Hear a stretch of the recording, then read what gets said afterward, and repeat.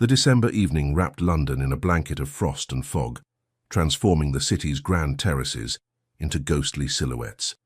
Inside the Kensington residence of Lord and Lady Pemberton, the year-end celebration blazed with candlelight and laughter, the air thick with the scent of mulled wine and roasted chestnuts. Lady Amelia Worthington stood near the marble fireplace, her emerald silk gown shimmering in the golden light, desperately wishing she could vanish into the wallpaper. "My dear Lady Amelia," came the nasal voice she'd been dreading all evening. "Surely you cannot mean to deny me another dance. I have been most patient, most attentive." Earl Reginald Thornsby pressed closer, his breath reeking of brandy and desperation.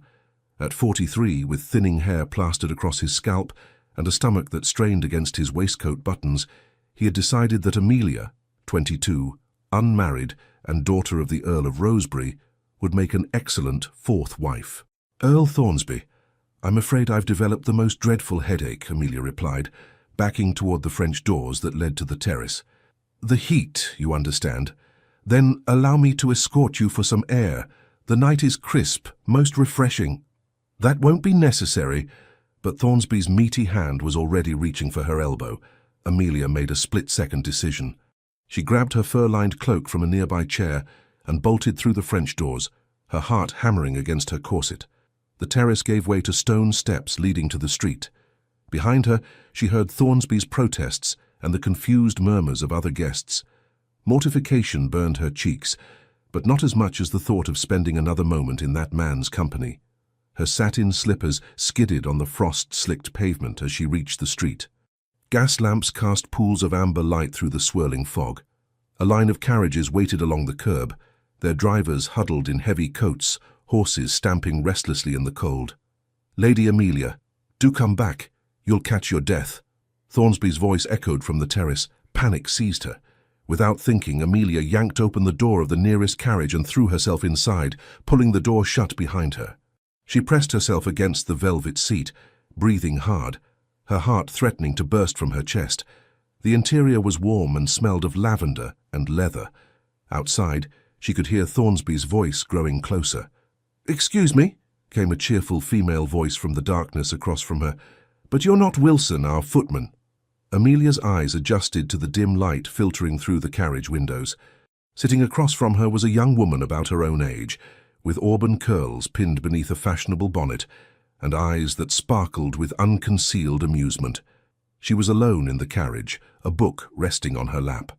I do apologize, most sincerely," Amelia stammered. "I seem to have entered the wrong carriage. That is, there was a gentleman." "Say no more." The young woman leaned forward, peering through the window. "Goodness, is that Earl Thornsby, the one who smells of mothballs and talks incessantly about his prize-winning turnips?" Despite her mortification, Amelia couldn't suppress a giggle. "The very same. You poor darling." The woman settled back with a satisfied smile. "Well, you're perfectly safe now. I'm Lady Beatrice Ashbourne, and this is my brother's carriage.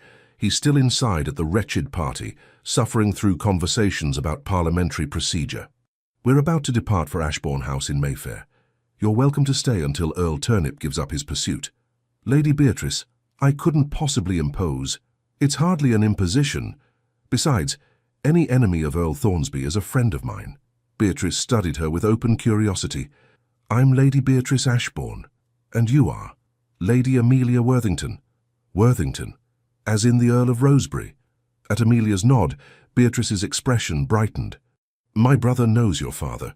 They served together in the House of Lords. This is marvelous. We're practically connected already." Before Amelia could respond, Beatrice rapped on the carriage ceiling. "Wilson, we'll wait for His Grace, but we have a guest. Lady Amelia will be joining us. We'll drop her at Belgrave Square before heading home." "My lady, I really should—" "Nonsense.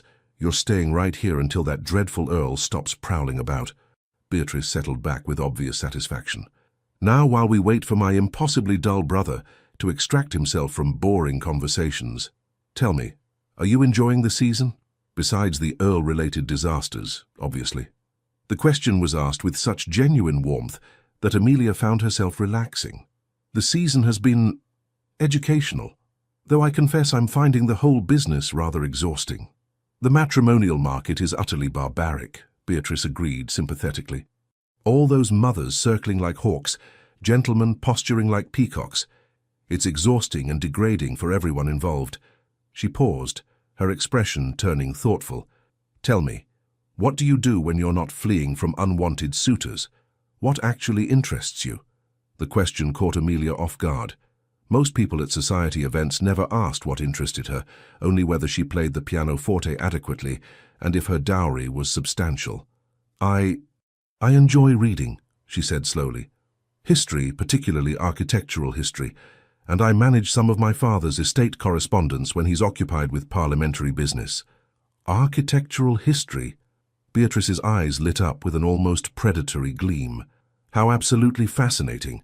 My brother Henry, the Duke of Ashbourne, is obsessed with architecture. He's been restoring our family castle for years. Gothic this, Norman that. Endless discussions about foundations and buttresses.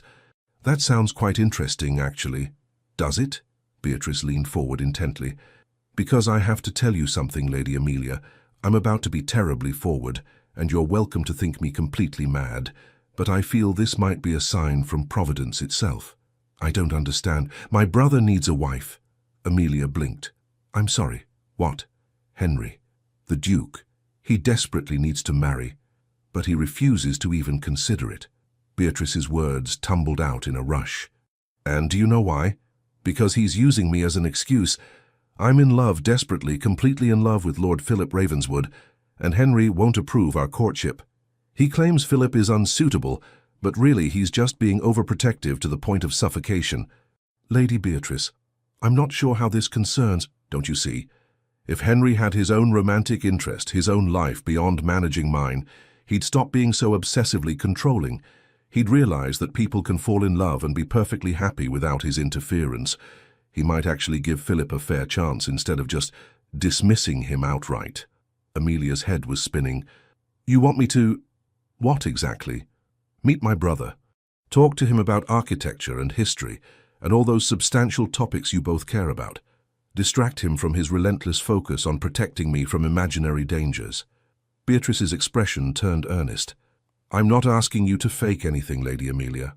I genuinely think you and Henry would get along splendidly. You're both intellectual, passionate about similar things, interested in substance over frivolity.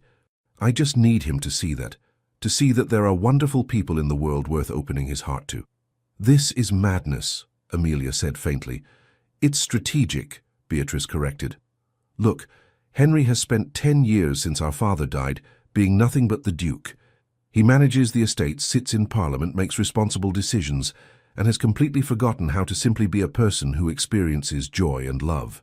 Meanwhile, I'm 19 years old and in love with a wonderful man, but my brother won't even meet with him properly, because he's convinced himself that his only purpose in life is protecting me from potential mistakes.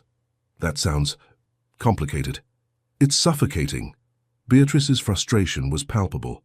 I love my brother desperately, but he needs to realize that he cannot protect me from life itself, and the only way he'll understand that is if he has his own life, his own interests, his own relationships, his own happiness, beyond micromanaging mine.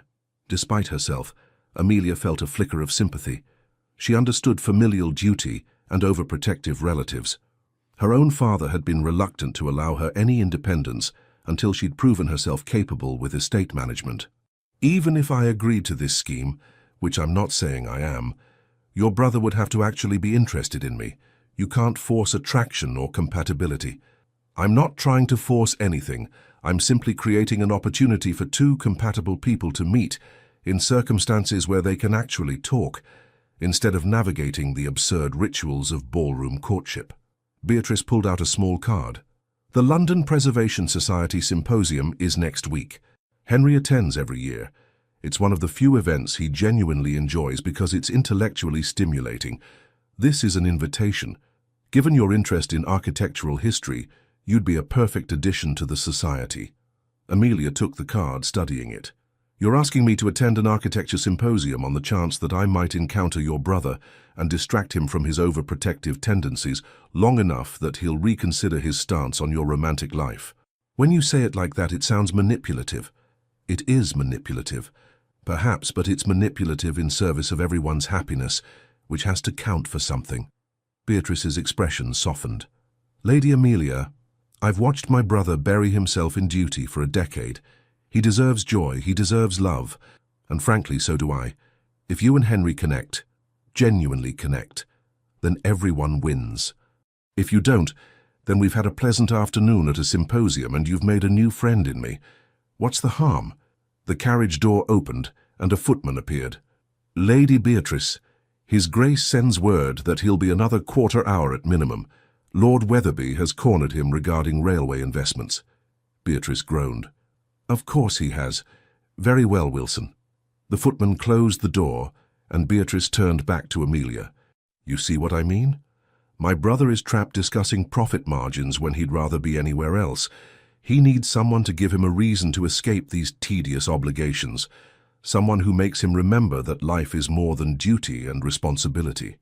Amelia looked at the invitation in her hand, then at Beatrice's earnest face. This was absolutely mad. She barely knew this woman, and she was being asked to participate in what amounted to a matchmaking conspiracy designed to manipulate a duke into reconsidering his sister's romantic prospects. And yet, when was the last time someone had seen her as more than a decorative potential wife? When was the last time she'd met someone who might actually appreciate her interests in medieval architecture and estate management? The season had been an endless parade of shallow courtship rituals and calculating social maneuvers. The idea of meeting someone, even under dubious circumstances, who might value her mind as much as her family connections, was desperately appealing. "I'll attend the symposium," she heard herself say. "I make no promises beyond that. If your brother and I happen to meet and happen to have a conversation, so be it. But I won't pretend to be someone I'm not, and I won't actively manipulate him." "I'm not asking you to." Beatrice's face lit up like sunrise.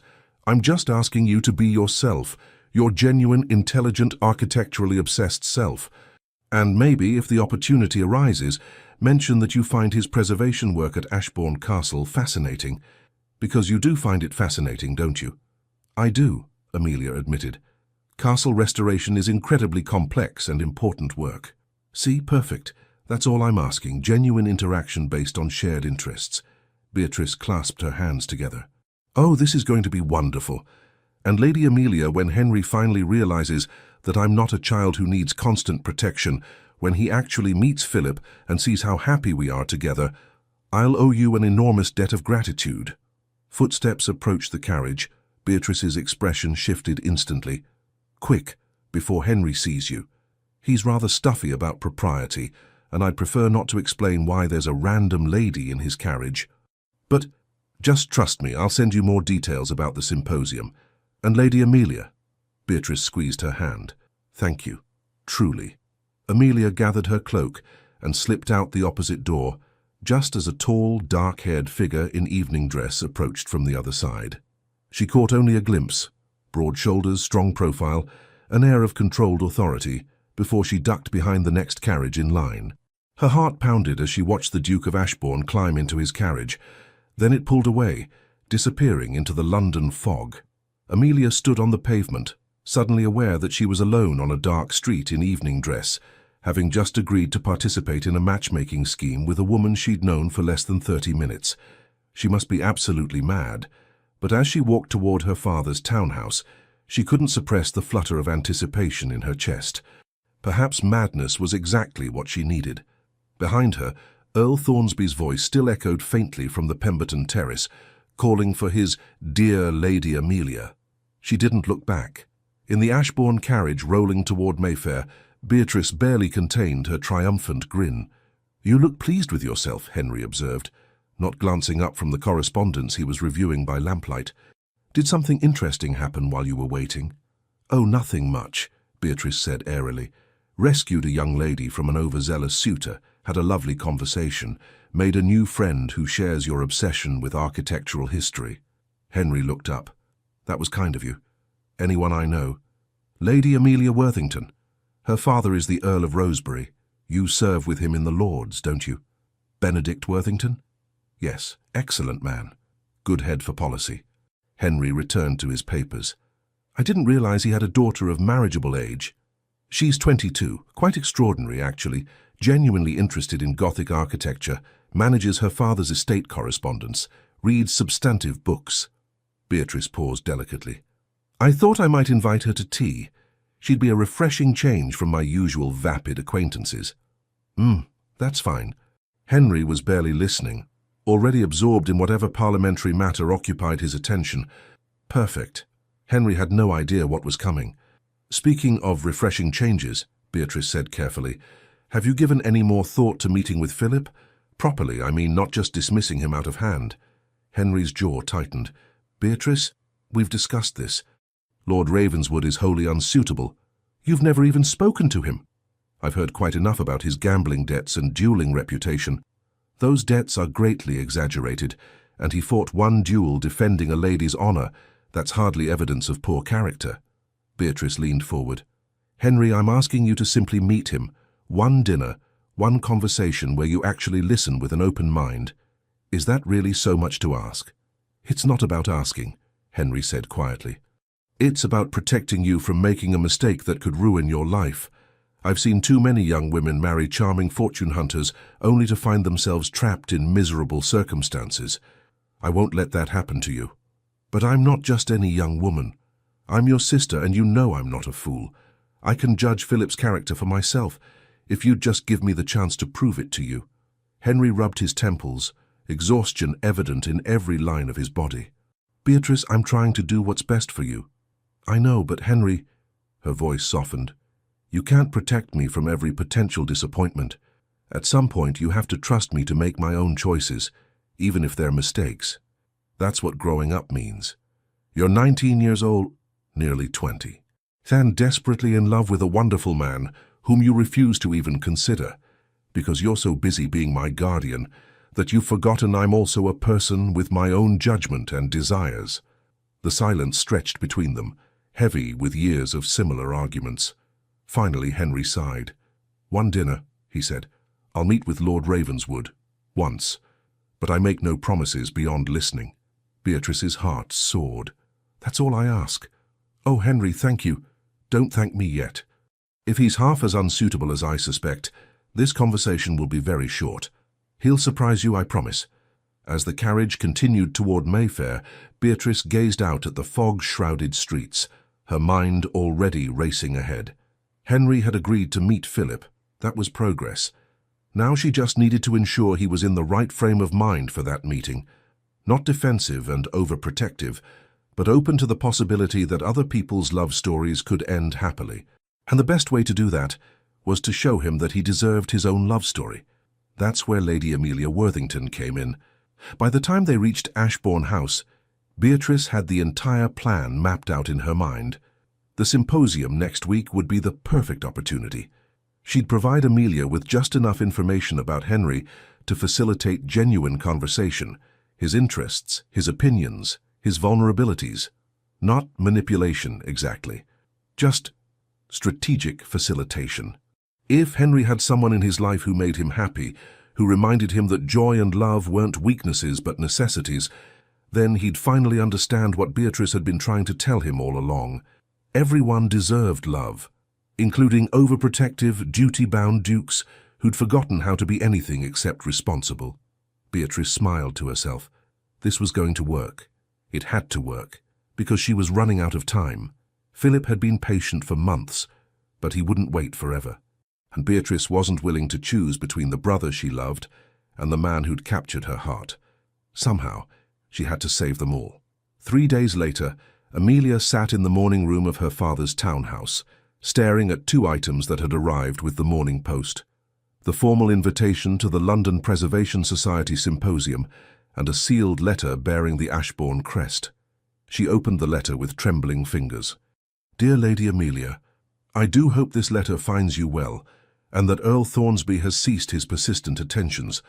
I wanted to thank you again for the delightful conversation during your unexpected visit to my brother's carriage.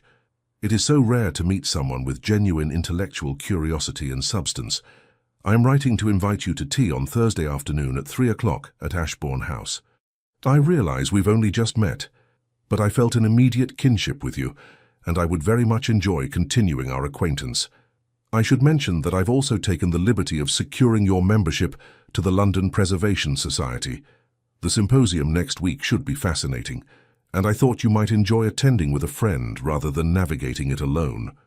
If you're amenable, I'd love to discuss the symposium over tea and perhaps share a few details about my impossible brother that might make your attendance even more interesting. Yours in conspiracy, Lady Beatrice Ashbourne. Despite herself, Amelia laughed. Beatrice's audacity was almost admirable. She was brazenly acknowledging the matchmaking scheme while somehow making it feel like a friendly collaboration rather than manipulation. "Will you accept, my lady?" Margaret asked, arranging fresh flowers on the side table. "I shouldn't," Amelia said. "This entire situation is absurd. I barely know Lady Beatrice, and she's asking me to help orchestrate her brother's romantic life so he'll approve her own courtship. It's like something from a farcical novel." "But you're going to accept anyway," Margaret observed knowingly. "I'm going to accept anyway," Amelia admitted. "Heaven help me. I'm actually curious now. About the symposium, about the Duke, about this whole ridiculous situation." She penned her acceptance and sent it with a footman. Thursday afternoon arrived with crisp winter sunshine that made London's grey stones gleam like pewter. Amelia dressed carefully in a day dress of deep blue wool, elegant but not overly elaborate. She wanted to look presentable without appearing as though she'd tried too hard. Ashbourne House was even more imposing in daylight, a testament to centuries of wealth and power, standing proud in the heart of Mayfair. The butler led her through corridors lined with paintings of stern-faced ancestors and into a sunny morning room where Beatrice waited. "Lady Amelia, I'm so delighted you came." Beatrice embraced her warmly. "I was worried you'd think better of our mad scheme and send your regrets." "I very nearly did," Amelia admitted. "I'm still not entirely convinced this isn't a terrible idea." "Oh, it's definitely a terrible idea by conventional standards," Beatrice agreed cheerfully, gesturing to the tea service. "But conventional standards have left my brother lonely and me trapped in an endless battle over my own romantic future. Sometimes terrible ideas are exactly what's needed." As they settled with tea and lemon biscuits, Amelia found herself relaxing despite her reservations. Beatrice had that rare gift of making people feel immediately at ease, as if they'd been friends for years rather than days. "So," Beatrice said, setting down her cup, "shall we discuss the elephant in the room? Or rather, the Duke? I suppose we must. First, I want you to understand my brother's situation. This isn't just about me wanting to marry Philip, though I do want that desperately. It's about Henry needing to remember that life is more than duty and responsibility." Beatrice's expression turned serious, the playful mask slipping to reveal genuine concern underneath. "Our father died 10 years ago, heart seizure in the House of Lords, sudden, shocking, and it left everything in chaos. Papa was brilliant but disorganized, and when Henry inherited at 20, he discovered the estate was a mess. Debts, poor investments, properties in disrepair, dozens of unresolved legal matters. That must have been overwhelming," Amelia said softly. "It nearly destroyed him. I was only 9, so I didn't fully understand at the time. But I remember him working 18-hour days, barely sleeping, barely eating. He fixed everything, saved the estate, paid off the debts, restored the family's reputation. But in the process, he forgot how to be Henry. He became the Duke first and a person second. And now he's overcompensating by trying to protect you from any potential mistake." "Precisely." Beatrice leaned forward. "He's convinced that if he'd been more prepared, more vigilant, somehow Father's death wouldn't have left such disaster. It's not rational, but it drives everything he does now, including refusing to even consider that Philip might be a good man who genuinely loves me. Why is he so opposed to Lord Ravenswood specifically? Philip is the second son of the Marquis of Rutherford, which should make him perfectly respectable. But he has some gambling debts inherited from his late father's poor investments, and he fought a duel last year, defending Lady Catherine Pemberton's honour when a gentleman made inappropriate remarks about her. Somehow those facts have transformed into fortune-hunting, duel-prone scoundrel in Henry's mind. Have you tried explaining the actual circumstances? He won't listen. Every time I bring up Philip's name, Henry starts lecturing me about my youth and inexperience and how I deserve better than a man with questionable character." Beatrice's frustration was palpable. "I love my brother, but he's suffocating me with his protection. And the worst part is, I know he means well. That's what makes it so impossible. Amelia found herself deeply sympathizing. She understood familial love tangled with frustration, the difficulty of asserting independence while maintaining precious relationships. So your plan is to distract him with a romantic interest of his own. My plan is to help him see that people, including me, are capable of making good decisions about love without his intervention. If Henry experiences genuine connection with someone, if he allows himself to be vulnerable and discovers that the world doesn't end when he stops controlling everything, Beatrice met Amelia's eyes, then maybe he'll trust that I can handle my own heart. That's a lot of weight to put on one potential courtship. I know, but I'm running out of options. Philip has been patient for months, but he won't wait forever. And I refuse to choose between my brother and the man I love. Her voice dropped. Please, Amelia, I need your help. The vulnerability in Beatrice's voice was genuine. This wasn't a frivolous girl playing at matchmaking. This was someone genuinely desperate to salvage the two most important relationships in her life. Very well, Amelia said quietly. I'll attend the symposium. I'll meet your brother if the opportunity arises naturally. But Beatrice, I need you to understand something. I won't build a relationship on deliberate deception. If your brother and I connect, it needs to be genuine. I won't pretend to be someone I'm not just to serve your purposes. I would never ask you to. That's why you're perfect for this. You are genuinely interested in architecture and history and all the things Henry cares about. I'm not asking you to fake anything. I'm just helping facilitate a connection that might not happen otherwise, because my brother is terrible at social situations, and you're probably too polite to approach a duke uninvited. So what exactly are you proposing? Beatrice pulled out her small leather notebook. I'm going to give you some information about Henry, his interests, his opinions, his preferences. Not so you can manipulate him, but so you can avoid common conversational pitfalls and find areas of genuine compatibility. Think of it as reconnaissance for friendship. That sounds dangerously close to manipulation. It's strategic conversation management, Beatrice insisted. Every mama in London researches eligible bachelors before positioning their daughters. Every diplomatic dinner involves advance intelligence about guests' interests and sensitivities. This is just applied social strategy. Amelia took a deep breath. What kind of information are we talking about? Well, for instance, Henry's passionate about Gothic architecture, particularly the preservation versus modernization debate.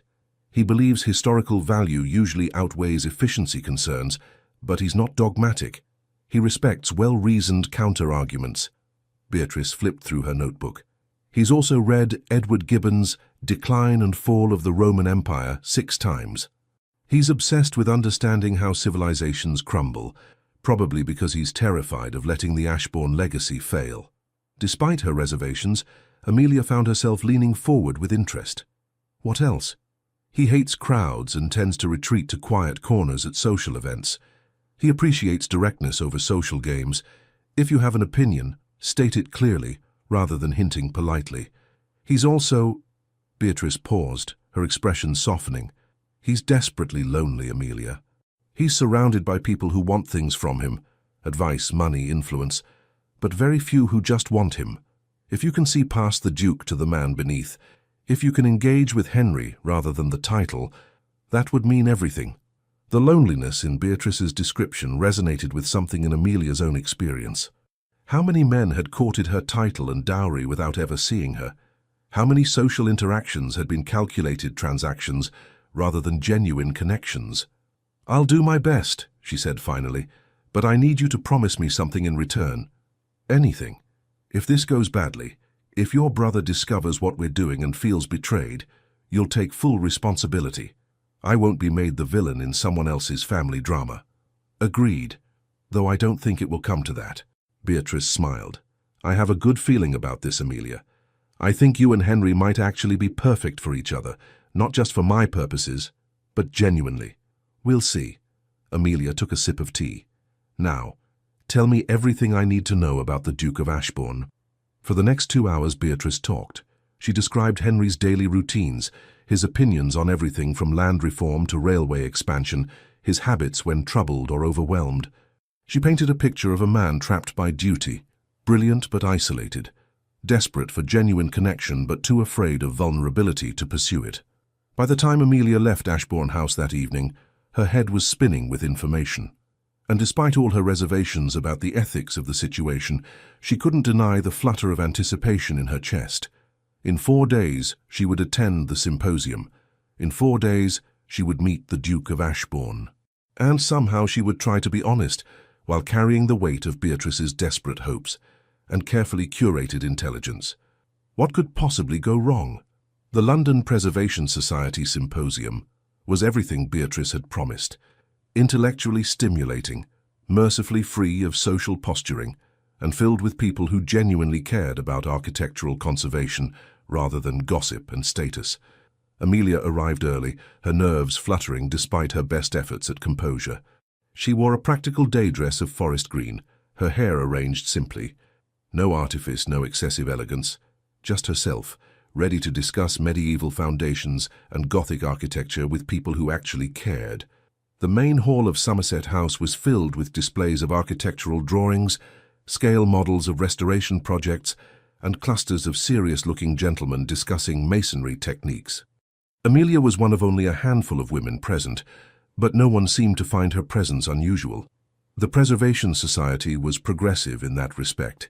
She drifted toward a display about Westminster Abbey's restoration, studying the detailed drawings of triforium stabilization work, when a deep voice behind her said, "The perpendicular Gothic work is particularly impressive.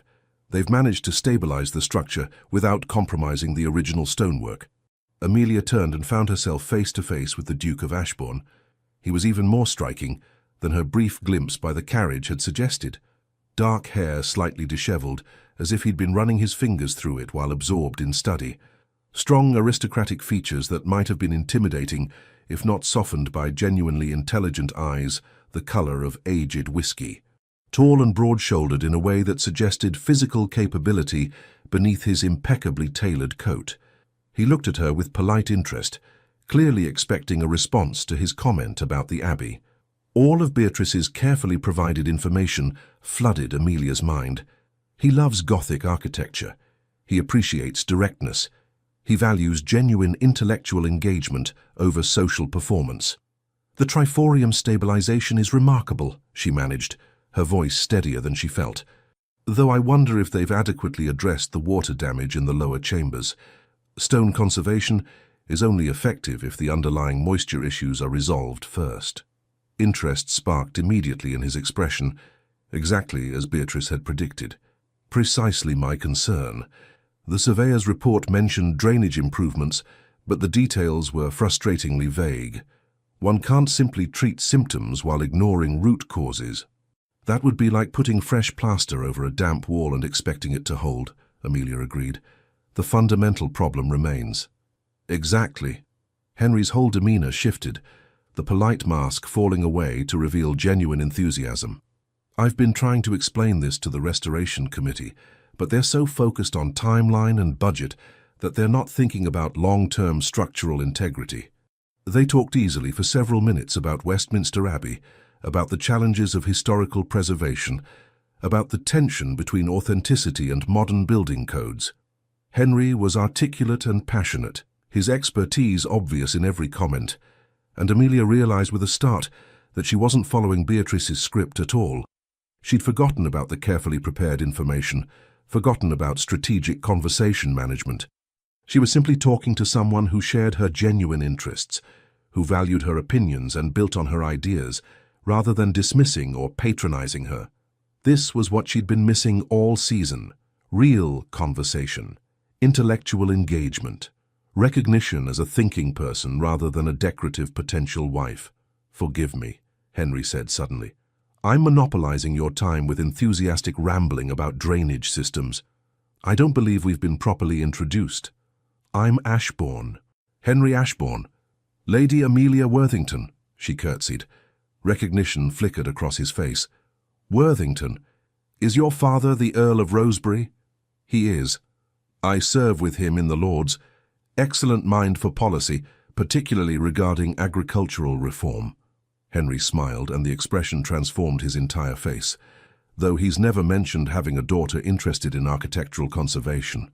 He tends to discuss grain yields and crop rotation when we talk. He doesn't usually advertise my unusual interests, Amelia admitted. Most people find discussions of medieval drainage systems decidedly unladylike. Then most people are fools. The words came out immediate and emphatic. Henry looked slightly embarrassed by his own vehemence. What I mean is, intelligence and education should be celebrated regardless of one's sex. The notion that ladies should confine themselves to watercolors and embroidery is absurd and wasteful of human potential. I wish more gentlemen shared your view. As do I. He gestured toward the Abbey display. Have you visited the restoration site yourself? They're conducting tours for society members. I haven't had the opportunity yet. You should. The chapter housework is extraordinary. 13th century tile floors being restored using period-appropriate techniques. I attended a demonstration last month. He paused, a slight flush coloring his cheeks. I'm doing it again, aren't I? Monologuing about architectural minutiae while you're too polite to escape. Amelia laughed, genuinely delighted by his self-awareness. Actually, I'm fascinated. Please continue. What techniques are they using? Henry's expression brightened, and he launched into a detailed explanation of medieval tile-making methods and modern restoration challenges. Amelia listened, asked questions, offered her own observations. The conversation flowed naturally between them, building momentum as they discovered more shared interests and compatible viewpoints. An hour passed without Amelia noticing. They'd moved from the Abbey display to a lecture on Norman castle construction, then to a demonstration of stone conservation techniques. Henry was everything Beatrice had described: passionate, intelligent, slightly awkward in social situations, but completely comfortable discussing substantive topics. More importantly, he looked at her, really looked at her as if her thoughts and opinions mattered as much as his own. When another gentleman approached, the dreaded Lord Wetherby, whom Beatrice had mentioned, Henry's jaw tightened with visible frustration. Ashbourne, just the man I wanted to see. We need to discuss the railway expansion through Derbyshire. There's significant profit potential if we can navigate the preservation concerns. Lord Wetherby, perhaps another time. Nonsense, won't take a moment. These preservation fellows are all well and good, but progress demands certain sacrifices of sentiment. Amelia caught Henry's eye and saw genuine distress. He wanted to escape, but was too polite to simply walk away. Too trapped by duty and social obligation to prioritize his own desires, just like Beatrice had described. "Excuse me, Lord Wetherby," Amelia interrupted smoothly. "I've just remembered I promised to examine the Gothic revival display in the East Gallery before the afternoon lectures begin. Your Grace, would you escort me? I'm not entirely certain of the location." Relief flooded Henry's features. "Of course, Lady Amelia. Wetherby, we'll continue this discussion another time. Good day." He offered his arm and they escaped together, both slightly breathless from their flight. "Thank you," Henry said once they'd reached a quiet alcove overlooking the Thames. "Wetherby means well, but once he starts discussing railway investments, there's no escape short of feigning sudden illness. I noticed you looked rather desperate. That's the burden of the title. Everyone wants something: advice, investment, influence, connections. Sometimes I feel less like a person and more like a walking repository of ducal resources." The vulnerability in his voice was unexpected. This wasn't the controlled, reserved Duke Beatrice had described. This was someone genuinely exhausted by the weight of constant demands. "That sounds lonely," Amelia said quietly. Henry looked at her, surprise evident in his expression. Most people don't see it that way. They see privilege and power, not isolation. Privilege and isolation aren't mutually exclusive. You can have every material advantage and still feel utterly alone. Yes. The single word held volumes of acknowledgement. Exactly that. They stood in the alcove, the noise of the symposium fading to background murmur. Through the windows, the Thames glittered in the afternoon sun, boats gliding past like time itself made visible. "Lady Amelia," Henry said slowly, "may I be honest with you? I would prefer honesty to polite platitudes. This has been the most genuinely enjoyable conversation I've had in months, possibly years. You're not angling for anything, not positioning yourself advantageously, not calculating social benefit. You're just yourself. Do you have any idea how rare that is?" Guilt stabbed through Amelia's chest. He thought she was being completely genuine, unaware that she'd come armed with information about his interests, his vulnerabilities, his preferences. That she was here at least partially because his sister had orchestrated this meeting as part of a larger scheme. "Your Grace." "Henry," he interrupted. "When we're discussing architecture and drainage systems, I think we can dispense with excessive formality. Call me Henry." "Henry, then." Her voice wavered slightly. "I should tell you something. Would you permit me to call on you?" The question tumbled out in a rush, as if he'd been gathering courage. "Properly, with your father's permission. I would very much like to continue this conversation." Amelia's heart soared, even as guilt intensified. This was working exactly as Beatrice had planned. Henry was interested, engaged, clearly attracted to the connection they'd formed, and it was built on a foundation of calculated information and orchestrated circumstances. But her enjoyment had been genuine. Her interest in him was real. The connection she felt, that was authentic, wasn't it? "I would like that very much," she heard herself say. "Excellent." Henry's smile was transformative, pure joy breaking through aristocratic reserve. "I'll call on Tuesday, if that's agreeable." Tuesday would be perfect. That evening, Beatrice appeared at Amelia's townhouse, barely containing her excitement. "Tell me everything. Did you meet him? Did you speak? What did he say?" Amelia led her into the drawing room, checking to ensure they had privacy. "Your plan worked. We spoke for over an hour. He's calling on Tuesday." "I knew it!" Beatrice grabbed her hands, spinning her around like they were children. "I knew you two would be perfect together. What did you talk about?" "Architecture, mostly. Westminster Abbey, stone conservation, his restoration work at Ashbourne Castle." Amelia pulled her hands free, pacing toward the fireplace. "Beatrice, I feel terrible." "Why? You were wonderful." Henry was clearly enchanted. "Because I went there armed with information you'd given me. I knew exactly what topics would interest him, what opinions he held, even how to rescue him from Lord Wetherby. It felt like I was following a script you'd written." "You weren't following a script. You were having a genuine conversation with helpful context. That's not manipulation, that's just being prepared. It's manipulation disguised as preparation." "It's strategic." Beatrice sat on the sofa, her expression turning serious. "Amelia, listen to me. Did you fake your interest in architecture?" "No, but..." "Did you pretend to have opinions you don't actually hold?" "Of course not." "Did you lie about who you are or what you value?" "No." "Then what exactly did you do that was dishonest?" Beatrice met her eyes steadily. "You had an intellectually stimulating conversation with a compatible person. The fact that I gave you some advance information simply meant you avoided wasting time on unsuccessful topics. Would you prefer to have stood there awkwardly, trying random subjects until something worked, or worse, not speaking to him at all because you were too intimidated by his title? When you put it that way, it sounds completely reasonable, doesn't it?" Beatrice smiled. "Look, I gave you a map of the territory, but you still had to navigate it yourself, and from what you've told me, you did that brilliantly. Henry is notoriously difficult to truly engage. If he's calling on you Tuesday, that means something genuine happened between you. That's real, Amelia, that's not artifice." Amelia wanted to believe her, desperately wanted to believe that the connection she'd felt with Henry was legitimate, despite its orchestrated origins. "What's the next step?" she asked. "Now we deepen the connection.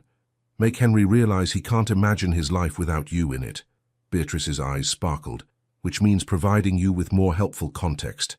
Not manipulation, just information that will help you understand him better." "Beatrice, his favorite book is Gibbon's Decline and Fall. He's read it 6 times, completely obsessed with understanding societal collapse. He takes his tea with 1 sugar, no milk. His political opinions lean progressive on social issues, but conservative on fiscal policy. He works in the library until 2 in the morning when he's troubled by estate problems. He..." "Stop." Amelia held up her hand. "I can't do this. I can't build a relationship on calculated information gathering. It's not right. It's not calculated, it's considerate. You're learning about him. I'm studying him like a subject for examination. And when he inevitably discovers what we're doing, because these things always come out, he'll feel betrayed and manipulated. Everything genuine between us will be tainted by the deception of how it began." Beatrice's expression turned pleading. "Just a little more help. Just enough to get through the initial courtship phase. Once you're established, once he's committed, then you can be completely honest. That's backwards. Honesty should come first, not after emotional investment. Amelia crossed to the window, looking out at the darkening square. I like your brother, Beatrice. I genuinely like him. The conversation we had today was the most intellectually fulfilling exchange I've had in years, but I won't continue building something real on a foundation of strategic manipulation. So what are you saying? I'm saying that when Henry calls on Tuesday, I'm going to tell him the truth. About how we met, about your scheme, about the information you provided. I'll let him decide whether he wants to continue the acquaintance knowing its origins. He'll be furious. He'll think the worst of both of us. Perhaps. But that's better than building something on lies and having it collapse later when the truth inevitably surfaces. Amelia turned from the window. I'm sorry, Beatrice. I know you meant well. I know you're desperate to help your brother and secure your own happiness, but I can't be party to this kind of deception. Beatrice stood, her expression cycling through emotions: anger, fear, desperation, resignation. Finally, she nodded slowly. You're right. I know you're right. She moved toward the door, then paused. Amelia, whatever happens, I really do think you and Henry could be wonderful together. I wasn't wrong about that. I just went about it entirely the wrong way. I know. And I appreciate what you were trying to do, even if the method was flawed. After Beatrice left, Amelia stood in the drawing room, her heart heavy with the decision she'd made. On Tuesday she would tell Henry everything, and likely watch whatever connection they'd begun to form crumble under the weight of revelation. But at least her conscience would be clear. At least she'd have chosen honesty over convenience, even if it cost her the most interesting man she'd ever met. Tuesday afternoon arrived with grey skies threatening rain. Amelia dressed carefully in a gown of deep burgundy, elegant but sober, appropriate for the conversation she was about to have. Margaret arranged her hair simply, sensing her mistress's tension, but wisely remaining silent. He'll understand, Margaret said finally. If he's half the man you've described, he'll appreciate your honesty, or he'll feel betrayed and never speak to me again. Then he wouldn't have been worth it anyway. Amelia wished she shared Margaret's confidence. The Duke of Ashbourne arrived precisely at 3 o'clock, as punctual as one would expect from a man who valued order and responsibility. The butler showed him into the drawing room where Amelia waited, her father discreetly present, as propriety demanded, but seated far enough away to allow private conversation. Henry looked nervous. It was endearing, this powerful, composed duke who commanded respect from Parliament and society, visibly anxious about a simple afternoon call. Lady Amelia, he bowed. Thank you for receiving me. Your Grace, please, sit. She gestured to the chair across from her. They managed perhaps 5 minutes of stilted pleasantries about the weather and the symposium before Amelia couldn't bear it anymore. Henry, I need to tell you something. Before we continue this, whatever this is becoming, you need to know the truth about how we met. His expression shifted immediately to wariness. I thought we met at the symposium. We did, but that meeting wasn't as coincidental as it appeared. Amelia took a deep breath. 3 days before the symposium, I fled a party to escape an unwanted suitor. I panicked and jumped into the wrong carriage, which happened to belong to your sister. Beatrice was inside alone, waiting for you. Henry's face had gone very still. We talked while she waited. She told me about you, about your restoration work, your interests, your... Amelia forced herself to continue. Your loneliness. She said you needed a wife, and she thought I would be perfect for you. I see. His voice was carefully neutral. And did my sister happen to mention why she was suddenly so interested in arranging my matrimonial future? She did. She's in love with Lord Philip Ravenswood, and you won't approve the match. She thought if you had your own romantic interest, you might be less overprotective of her choices. So, this was a conspiracy. Each word was precisely enunciated. Controlled fury barely contained beneath ducal composure. My sister decided to manipulate my romantic life to serve her own purposes, and you agreed to be her instrument. It wasn't like that, wasn't it? Let me guess the sequence of events. Beatrice invited you to tea. She gave you information about my interests, my preferences, my vulnerabilities. She secured your invitation to the symposium, an event she knew I would attend. She coached you on exactly what to say to capture my attention. The accuracy of his summary was damning. Amelia felt tears burning her eyes, but refused to let them fall. Yes, she said quietly. All of that happened. I won't lie to you about it. How thoughtful. Honesty after the deception has already served its purpose. He stood, moving toward the window, his back rigid with anger. Tell me, Lady Amelia, was any of it real? Our conversation about Westminster Abbey, your interest in architecture, or were you just performing your role in my sister's little theatrical? My interest was genuine. Everything I said about architecture, about preservation, about my own passions, that was all true. Beatrice didn't tell me what opinions to have. She just gave me context, information that helped me understand you better. Information that you used to manipulate me into believing we had some kind of genuine connection. We did have a genuine connection. Amelia stood, moving toward him. Yes, Beatrice told me what topics would interest you, but our conversation went far beyond anything she could have scripted. The way we challenged each other's ideas, the intellectual excitement of finding someone who truly understood, that was real, Henry. That was us, not her scheme. How can I possibly know what was real and what was calculated? He turned from the window, and the hurt in his eyes broke her heart. Every word you said, every opinion you expressed, every moment I thought we were truly connecting, it's all tainted now. I don't know if I was falling for you or for a performance. You were falling for me. The real me. She crossed the room, stopping just in front of him. Yes, I came to that symposium knowing what topics might interest you. But everything after that, every laugh, every debate, every moment of genuine recognition, that was authentic. Beatrice gave me a doorway, but I walked through it as myself, as Amelia, not as some character playing a role. And I'm supposed to simply trust that? Trust the woman who's just admitted to deceiving me from the very beginning? No. Amelia's voice broke. You're supposed to be furious with me. You're supposed to feel betrayed and manipulated because you were. What Beatrice and I did was wrong. I should have told you immediately, at the symposium, or certainly before today. I should never have agreed to the scheme in the first place. Then why did you? Because I was lonely too. The words burst out, raw and honest. Because I've spent an entire season being courted by men who only see my dowry and family connections. Because no one has ever asked what actually interests me or valued my opinions on anything substantive.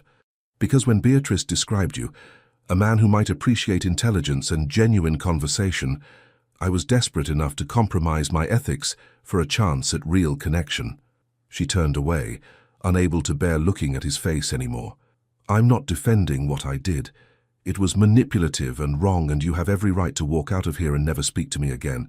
But Henry, please believe this one thing. My feelings became real. Somewhere between discussions of Norman fortifications and your stories about restoring Ashbourne Castle, I fell in love with you. Not the Duke, you.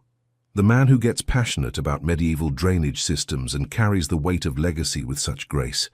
The man who's lonely and brilliant and desperately in need of someone who sees him rather than his title. The silence stretched unbearably. Rain began pattering against the windows, soft and insistent. Why tell me now? Henry asked finally. You could have continued the deception. I was clearly infatuated enough not to question too closely. You could have secured the engagement, the marriage, everything Beatrice wanted for both of us. Why confess? Because I couldn't build a life with you on a foundation of lies. Because you deserve honesty, even when it costs me everything I've begun to want. Amelia finally let the tears fall. Because I'd rather lose you now with my integrity intact than keep you through continued deception and lose myself in the process. She heard him move, felt him step closer behind her. Then his hands were on her shoulders, turning her gently to face him. You're crying, he said, and there was wonder in his voice rather than anger. Of course I'm crying. I've just destroyed any chance of happiness with the first man who's ever truly seen me. I'm allowed to cry about that. The first man who's ever truly seen you, Henry repeated slowly. Is that really how you see me? That's how I know you. Not from Beatrice's information, but from our conversation. From the way you listen to my opinions about stone conservation as if they mattered. From how your whole face changes when you talk about something you love. From the vulnerability you showed when you admitted feeling like a walking repository of ducal resources. She reached up, touching his face gently. I know you, Henry Ashbourne. Maybe I took a shortcut to meeting you. Maybe the circumstances were manipulative and wrong. But what happened after that? What's still happening between us right now? This is real. This is honest. This is me, completely without artifice, telling you that I love you, and I'm desperately sorry for how badly I've handled everything. Henry caught her hand, holding it against his cheek. His eyes searched hers, looking for truth, for authenticity, for some assurance that he wasn't being played for a fool. I'm terrified, he admitted. Terrified to trust this. Terrified that I'm just seeing what I want to see because I'm so bloody lonely that I'd rather believe a beautiful lie than face another decade of isolation. Then don't trust me yet. Let me prove it to you. Amelia's voice strengthened with determination. Give me a chance to show you who I really am. No scripts, no information from Beatrice, no strategic conversation management. Just me, honestly and completely, for as long as it takes for you to believe that what we have is genuine. And what about my sister's scheme? Her plans for Philip? I don't know. That's between you and Beatrice. I can't solve your family dynamics. I can only be honest about my own role in them. Henry was quiet for a long moment, his thumb tracing circles on the back of her hand. Finally he spoke. My father used to say that the measure of a person isn't in avoiding mistakes, but in how they handle them once made. That integrity isn't perfection. It's honesty when honesty is most difficult. Your father sounds like he was wise. He was. Disorganized and impractical, but wise about what mattered. Henry released her hand, stepping back slightly. Amelia, what you and Beatrice did was wrong. The manipulation, the calculated orchestration, using my vulnerabilities as tools for your own purposes. That was wrong, and it hurt. I know, but, he held up a hand, you also did something remarkable. You chose honesty over convenience. You confessed when you could have continued the deception. You prioritized integrity over your own desires. That, he paused, something like wonder crossing his face. That's exactly the kind of character I've been searching for. Someone who values truth more than advantage. Hope flickered in Amelia's chest. What are you saying? I'm saying I'm still furious with both of you. I'm saying I feel manipulated and betrayed, and it will take time to fully trust again. But I'm also saying, he reached for her hand again, I think my initial instinct was right. I think we might genuinely be suited for each other. Not because Beatrice orchestrated it, but because underneath all her meddling there's real compatibility, real connection. So, you're willing to try? To start over, honestly this time. I'm willing to try, slowly, carefully, with absolute honesty from this point forward. His expression turned stern. But Amelia, if there are any other secrets, any other deceptions, no matter how small, now is the time to reveal them. I need complete transparency moving forward. No more secrets. I promise. And I need to have a very serious conversation with my sister. She meant well, she really did. She just went about it entirely the wrong way. That seems to be a theme with Beatrice. Henry sighed. I suppose I should also have a proper conversation with Lord Ravenswood. If my sister went to such elaborate lengths to arrange my romantic life, her feelings for him must be genuine. I think they are. They stood in the drawing room, rain tapping against the windows, the air between them charged with possibility and cautious hope. Amelia's father had discreetly withdrawn at some point during their intense conversation, granting them privacy for what mattered most. Henry, Amelia said quietly, I really do love you. Not the Duke of Ashbourne. You, Henry, the man who gets excited about 13th century tile floors and carries the weight of the world with quiet grace. I love you, and I will spend however long it takes proving that truth to you. I believe you. His voice was soft but certain, not because the words are pretty, but because you chose honesty when it cost you everything. That's the kind of love worth building on. He pulled her closer, and this time when their lips met it wasn't calculated or orchestrated. It was simply two people, flawed and honest, choosing each other despite the messy complications of how they'd found their way together. When they finally broke apart, both breathless, Amelia laughed shakily. Beatrice is going to be insufferably smug about this. Undoubtedly, though I plan to make her suffer through a very stern lecture first. Henry smiled, and it was that transformative expression she'd seen at the symposium, pure joy breaking through aristocratic reserve. But after I've properly scolded her for manipulative meddling, I suppose I'll have to thank her. However misguided her methods, she did ultimately introduce me to you. So you forgive her? Eventually, after sufficient groveling and promises never to interfere in my personal life again. His expression turned mischievous. Though I suppose I should meet this Lord Ravenswood. She's so desperate to marry. If she went to such elaborate lengths, he must be either exceptional or she's completely delusional. From what she's told me, he's quite wonderful. And his faults are largely exaggerated. We'll see. Henry offered his arm. Shall we inform your father that his daughter has just agreed to court a duke who was nearly driven away by romantic conspiracy? That should make for an interesting conversation. They walked together toward the door, and Amelia felt the last of her anxiety dissolving. Yes, they'd begun badly. Yes, trust would take time to fully rebuild. But they were beginning honestly now, with all the cards on the table and genuine connection underlying everything. Sometimes the wrong path could still lead to the right destination. Sometimes love that began with manipulation could transform into something purely authentic.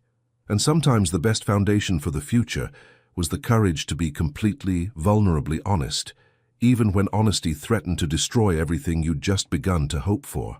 3 weeks later, Ashbourne House hosted a dinner party. The guest list was small but significant. Lord and Lady Worthington, Lord Philip Ravenswood, and of course Beatrice and Amelia herself. Henry had insisted on the dinner after his initial meeting with Philip had gone surprisingly well. The young man was intelligent, articulate, genuinely devoted to Beatrice, and far more responsible than gossip suggested. His debts were manageable, his duel genuinely honorable, and his love for Beatrice absolutely evident. Henry had found himself liking the man despite his best efforts to find fault. Now, as they gathered around the table, Beatrice could barely contain her excitement.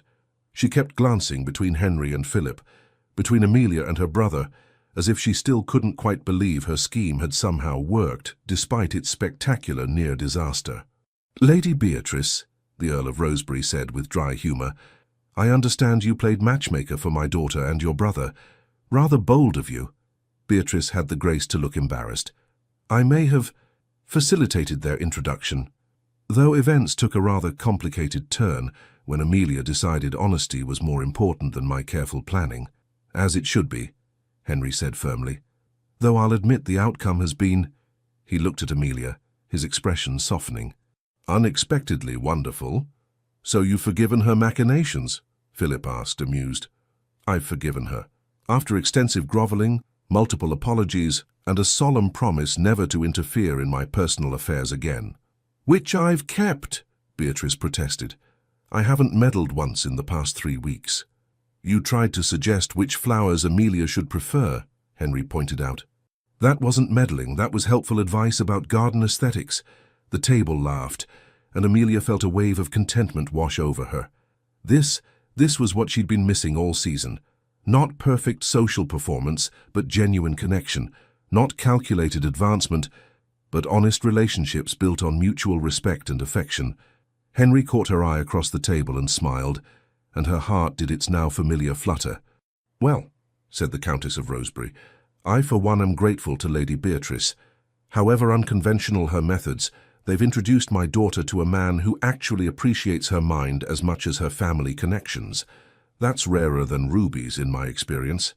"Speaking of which," Henry said, pulling a small box from his pocket, "I've been meaning to give this to Amelia, though perhaps now, with family present, is the perfect time." Amelia's breath caught as he stood and moved to kneel beside her chair. "Lady Amelia Worthington, our courtship began in the most unconventional manner possible. We've navigated deception, confronted manipulation, and somehow found genuine love in the midst of my sister's scheming." His eyes held hers, warm and certain. "I've spent 3 weeks getting to know you honestly, the real you, without scripts or strategies. And every day has only confirmed what I suspected from that first conversation at the symposium. You're extraordinary. You challenge me intellectually, match me in passion for history and preservation, and possess the kind of integrity that chose truth over advantage, even when it cost you everything. He opened the box, revealing a sapphire ring that caught the candlelight beautifully. Will you marry me? Not the Duke of Ashbourne, but me, Henry. Will you build a life with me based on honesty, mutual respect, and genuine love? Will you let me spend the rest of my days proving that sometimes the most unlikely beginnings can lead to the most beautiful endings? Amelia's vision blurred with tears, but she was smiling so broadly her face hurt. Yes, absolutely yes, to all of it. Henry slipped the ring onto her finger, and the table erupted in applause and cheers. Beatrice was openly weeping with joy, Philip was grinning, and both sets of parents were beaming with approval. I have an announcement as well, Henry said, returning to his seat but keeping Amelia's hand in his. I've given considerable thought to Lord Ravenswood's suit, and after spending time getting to know him properly, he looked at Beatrice. I give my blessing to your courtship, with the understanding that you'll wait at least 6 months before formalizing any engagement, and that Philip will demonstrate financial responsibility by managing our Yorkshire estate during that period. Beatrice squealed and threw herself at her brother, nearly knocking over a wineglass in her enthusiasm. Oh, Henry, thank you, thank you, thank you. Yes, well, he extracted himself with amused dignity. Try not to orchestrate anyone else's romantic life in gratitude. Once was quite enough. I make no promises, Beatrice said, her eyes sparkling. After all, I have a perfect track record, 1 attempt, 1 successful engagement, and a brother who's finally happy. I might take up matchmaking professionally. Absolutely not, Henry and Amelia said in unison, then laughed at their synchronicity. As the dinner continued, as conversation flowed about wedding plans and future arrangements, as Philip and Beatrice made eyes at each other across the table, as parents discussed the practical details of aristocratic unions, Amelia felt a profound sense of rightness. Yes, their beginning had been manipulative. Yes, it had nearly ended in disaster, but by choosing honesty over convenience, by valuing integrity over advantage, they'd transformed something dubious into something genuinely beautiful. Sometimes love needed a push to begin. Sometimes that push came from an over-enthusiastic sister with matchmaking delusions. And sometimes, just sometimes, the most unlikely circumstances could lead to the truest love. As Henry's hand tightened around hers, as he leaned close to whisper, I love you, beneath the table's cheerful noise, Amelia knew with absolute certainty that they would build something lasting. Not perfect, perhaps, not uncomplicated, but real, honest, and absolutely worth every chaotic moment it had taken to find each other. 1 year later, the nursery at Ashbourne Castle was flooded with late afternoon sunlight, illuminating the newly installed Gothic windows that Amelia had insisted upon. She stood by one of those windows now, cradling their infant son Thomas while Henry attempted to explain castle architecture to their utterly uninterested 3-month-old. You see, Thomas, the buttressing system is crucial for distributing the weight of the stone walls. Without proper buttressing, the entire structure becomes unstable. Darling, he's asleep. Henry looked down at their son, whose tiny face was peaceful in sleep, completely oblivious to his father's lecture. Ah, well, we'll continue the lesson later. Amelia laughed softly, crossing to sit beside him on the settee. He has his entire life to learn about medieval architecture. For now, perhaps we could simply enjoy him being small and perfect. He is rather perfect, isn't he? Henry's voice held wonder as he gently touched Thomas's tiny hand. I still can't quite believe we made him. I assure you we did. I have extensive memories of the process. Amelia! But Henry was grinning. A knock at the door interrupted them, and Beatrice swept in, followed by a heavily pregnant woman who could only be Lady Philip Ravenswood, formerly Lady Beatrice Ashbourne, married these past 6 months and radiantly happy despite being constantly uncomfortable. Don't get up, Beatrice said, settling carefully into a chair. I'm massive and ungainly, but I'm determined to visit my nephew. Hello, darling Thomas. Your Aunt Beatrice has arrived to spoil you outrageously. He's asleep, Henry said. Perhaps save the spoiling for later. Sleeping babies are the best kind. They can't protest when you admire them excessively. Beatrice gazed at Thomas with open affection. He has your eyes, Henry, and Amelia's nose. Perfect combination. We think so, Amelia said, smiling at her sister-in-law. How are you feeling? The baby must be due soon. 3 weeks, according to the physician. 3 weeks of waddling, constant backache, and Philip treating me like I'm made of spun glass. But her expression was soft with love. He's been wonderful, actually. Utterly devoted, and only slightly panicked about impending fatherhood. Where is Philip? Henry asked. Discussing estate management with your steward. He's determined to prove he can handle the Yorkshire properties flawlessly before the baby arrives. He's done excellent work, Henry admitted. Far better than I expected, if I'm honest. The accounts are impeccable and the tenants speak highly of him. I told you he was wonderful, Beatrice said smugly. But no one ever listens to me. We listen to you. We just verify everything you say because you have a history of manipulation and scheming. That was one time. One time I orchestrated a romance, and it worked out brilliantly for everyone. It nearly ended in disaster, Amelia reminded her. But it didn't. You and Henry are blissfully happy. I got to marry the man I love, and now we have beautiful baby Thomas to prove that my matchmaking genius is genuine. Beatrice leaned back with satisfaction. I should write a book about strategic romantic facilitation. Please don't, Henry and Amelia said simultaneously. They sat in comfortable silence for a moment, watching Thomas sleep, listening to the distant sounds of castle life continuing around them. Outside the window, the Devonshire hills rolled away in shades of summer green, and Amelia felt a bone-deep contentment she'd never imagined possible during that desperate season in London. Do you ever regret it? Henry asked quietly. The unconventional beginning? The manipulation and near disaster? Never, Amelia said immediately. Yes, it was messy and ethically dubious. Yes, we nearly lost everything before we'd even properly begun. But Henry, I wouldn't change a single moment. Because every step, every mistake, every choice led us here. To this. To you and me and Thomas and a life built on honesty and genuine love. Even Beatrice's scheming? Even that, though I draw the line at her writing a matchmaking manual. Cowards, Beatrice muttered. Both of you. Philip appeared in the doorway, his face lighting up when he saw his wife. There you are. I've been looking everywhere. Beatrice, you promised to rest after lunch. I'm resting. I'm sitting very restfully while visiting my nephew. That's not what the physician meant by rest. As Philip gently coaxed his protesting wife toward their chambers, as Henry carefully transferred the sleeping Thomas to his cradle, as afternoon sun continued streaming through those Gothic windows Amelia loved, she felt the story of their romance settling into its proper shape. Not a fairy tale, not a perfect romance unmarred by complications, but something better, something real. A love that began with manipulation, but transformed through honesty. A marriage built not on flawless courtship, but on the courage to be vulnerable and truthful, even when it risked everything. A family forged through imperfect choices that somehow, miraculously, led to perfect happiness. I love you, Henry whispered, pulling her close as they stood over their son's cradle. I love you too, Amelia whispered back, always, honestly, completely. And in that moment, in that castle that had stood for 8 centuries and would stand for centuries more, their love joined the foundation, adding to the legacy, becoming part of the history. One more story of unlikely beginnings transformed into certain endings. One more proof that sometimes the wrong carriage could lead to exactly the right destination. The end.